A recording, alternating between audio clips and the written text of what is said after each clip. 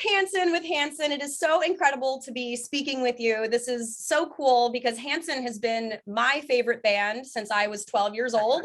And yeah, it's incredible to be talking to you. And I want to jump right in to your fantastic new album, Red, Green, Blue, which it's funny that you're going to be here in Nashville tomorrow because I heard so much Nashville in this album, particularly in the red section. And I know you wrote with Paul McDonald, but was there an intentional try to like put a bit of country, like a tinge of country in this album?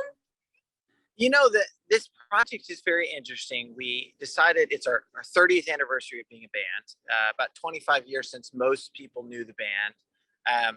And so this was a year that we decided we should do kind of different kind of projects. So we split the album into 3 parts, and each of us wrote 5 songs and that kind of produced those 5 songs ourselves with a great team.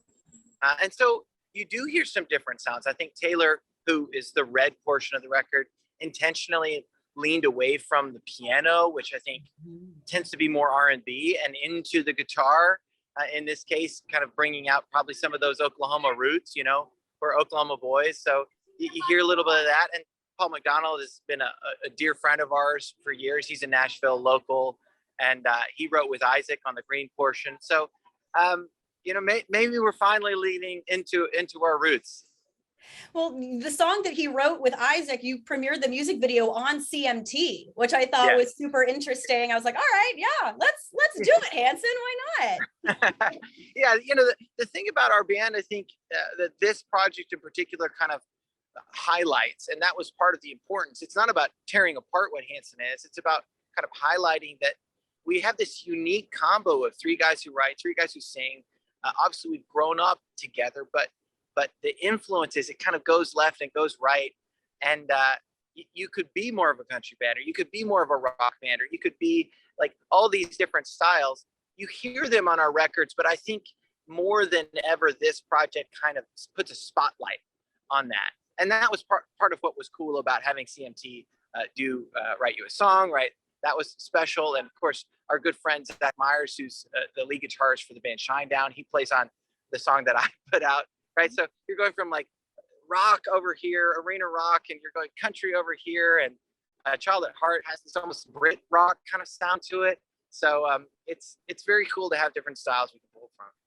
Well, and Hanson, you guys have never been rules followers to begin with. I mean, let's look at Strong Enough to Break. You broke away from the traditional label thing and started your own. You have trips to Jamaica with your fans. So why would you play by the rules now? I mean, it seems like that's integral to who you guys are as a band, is just being you, but doing different things. Yeah, I mean, I think what we've always decided was that kind of the popular waves of culture would come to us if we simply just remain true to our true north, and that you just go in to make music you feel like will last and stand the test, and sort of talk about the things that really are where you are in your world. You know, in my case, like today, I have 5 kids, right? I'm a totally different place than I was 25, 30 years ago, but those songs from 30 years ago still are relevant when we sing them in concerts, because they were about kind of that process of making hard choices and you know, kind of building your relationships and all these things that every day still are relevant to me. And it's funny how you mentioned how so many things have changed yet stayed the same. The first time you guys came to Nashville, you played at an amphitheater on the Albertine tour that doesn't exist anymore. It's gone. Right. And now you're playing the Ryman tomorrow for at least the 2nd time. That's huge. Yeah, no, it's wild to you know, we've been a band long enough. We recorded our first major album on 2-inch analog tape, right? And sort of saw the end of cassette tapes, and like full technologies have come and gone in the periods we've been a band. Now, obviously, everybody streams their music, and it's such a great thing for fans to have access to every single song at any moment. I wonder what's that band doing? What's that band doing? You know, and so you know, just try and make the kind of things that people will be interested in, or will be curious. Kind of, I wonder where they've been and how this affects the way I've heard everything they've done. Now, my next question, I promise where I start is going to make sense where I finish. Okay. But it's my understanding that you are a fan of the University of Alabama, right? Yes. Okay. So I went to Alabama. Okay. And for my final college project that I literally needed to do to graduate the university was for my American pop music class. And I chose the topic of how Hanson was one of the first groups to really jump on creating and using the internet, which barely existed back in the late 90s, to cultivate, to cultivate the connection between you and your fans. I mean, Hanson Line, then HNet, and now everything we have now. And when we look at now that's how every artist connects with their fans, do you guys see or take credit for kind of setting the precedent for that? Well, you are right. When we really first hit, the internet was in its infancy. And I remember there was a point early on when we were the #2 music website in the world, right? Next to, I think it was MTV at the time, right? And that was partly because we cared about it, right? We were young and sort of interested in new technology, but also really our fans attached to that. And we had this challenge where we've been really blessed that our music has impacted people all over the world, right? This tour we're on right now will play over 90 cities this year. We just came from Europe. We're starting the US and Canadian tour. Then we'll go to South America. Then we'll go to Australia, New Zealand, all over the planet, right? And the internet allowed us to be kind of present with those people, even though in a lot of cases, it would be years between tours in any given country, right?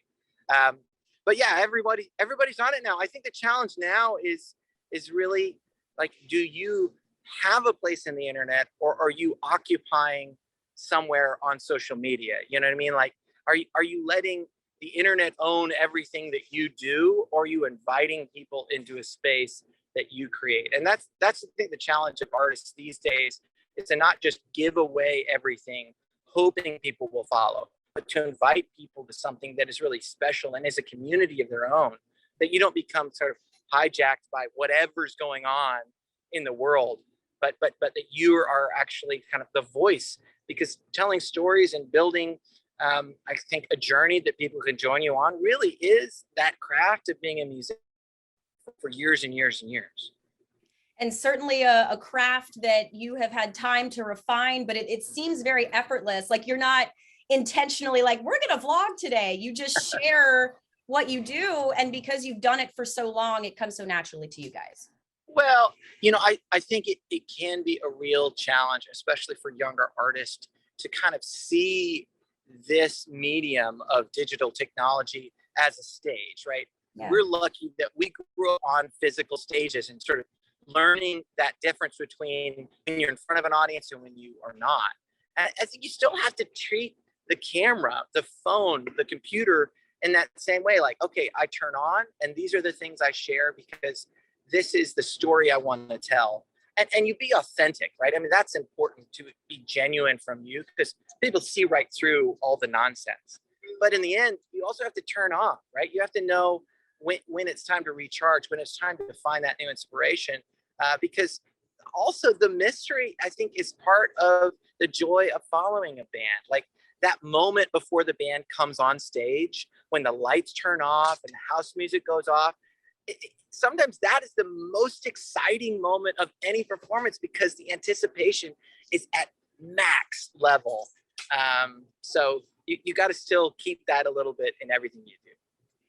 It is so perfect that you said that, because I was even watching video from when you guys were here in '98, and you see all the posters outside of the amphitheater, and now it's all phones, right? Right. It's all phones.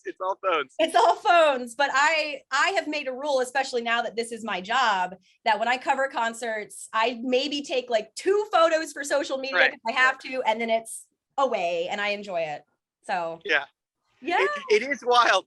You have, there's kind of a new barometer for when you're doing something that is really hitting people, because certain songs, all of a sudden, all the phones come out, boom, and once it was lighters, or maybe it was people waving their hands or clapping. And now there's this element of like, I have to share this with my friend right now, which, it means the audience is bigger, right? But you really do want people to be present. So you find that balance and just kind of make it a joy.